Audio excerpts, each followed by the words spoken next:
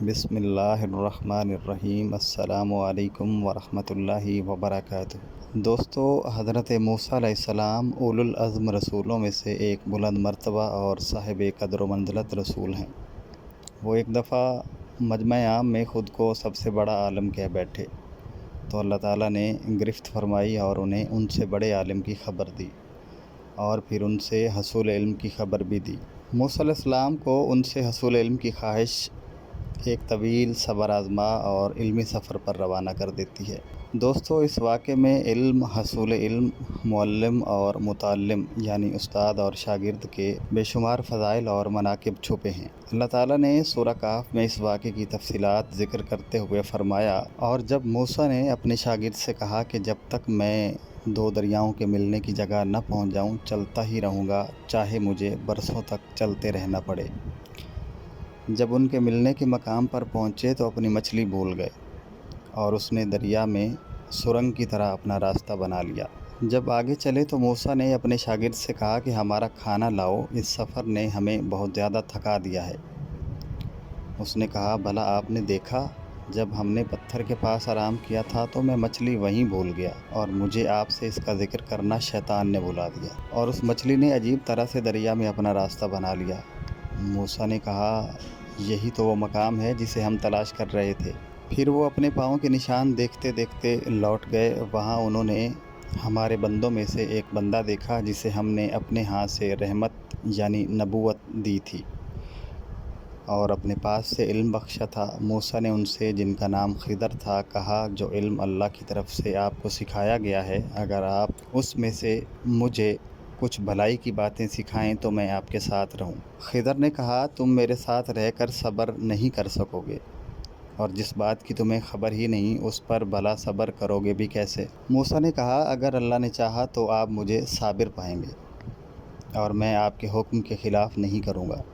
خضر نے کہا، اگر تم میرے ساتھ رہنا چاہو تو شرط یہ ہے کہ مجھ سے کوئی بات نہ پوچھنا جب تک کہ میں خود اس بات کا ذکر تم سے نہ کروں۔ وہ دونوں چل پڑے، یہاں تک کہ جب کشتی میں سوار ہوئے تو خضر نے کشتی کو توڑ ڈالا۔ موسیٰ نے کہا، آپ نے اسے اس لیے توڑ دیا کہ سواروں کو غرق کر دیں؟ یہ تو آپ نے بڑی عجیب بات کی۔ خضر نے کہا، میں نے تم سے نہیں کہا تھا کہ تم میرے ساتھ صبر نہیں کر سکو گے؟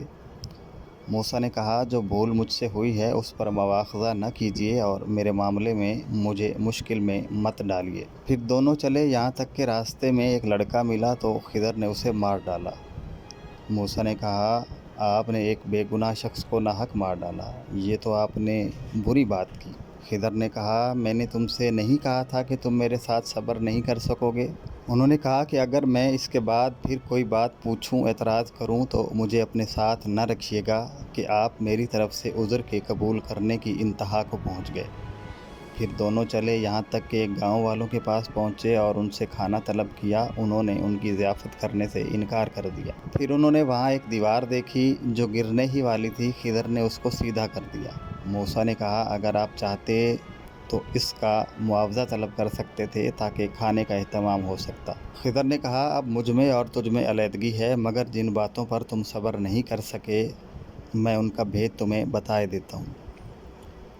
وہ کشتی غریب لوگوں کی تھی جو دریا میں محنت کرتے تھے، یعنی کشتیاں چلا کر گزارا کرتے تھے، اور ان کے آگے ایک بادشاہ تھا جو ہر کشتی کو زبردستی چھین لیتا تھا۔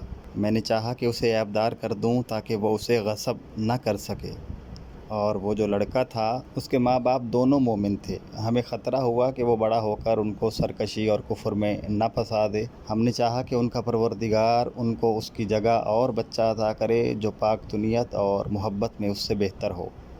اور وہ جو دیوار تھی وہ دو یتیم لڑکوں کی تھی جو شہر میں رہتے تھے اور اس کے نیچے ان کا خزانہ دفن تھا۔ ان کا باپ نیک بخت آدمی تھا، لہٰذا تمہارے پروردگار نے چاہا کہ وہ اپنی جوانی کو پہنچ جائیں اور پھر خزانہ نکالیں۔ یہ تمہارے پروردگار کی مہربانی ہے اور یہ کام میں نے اپنی طرف سے نہیں کیے۔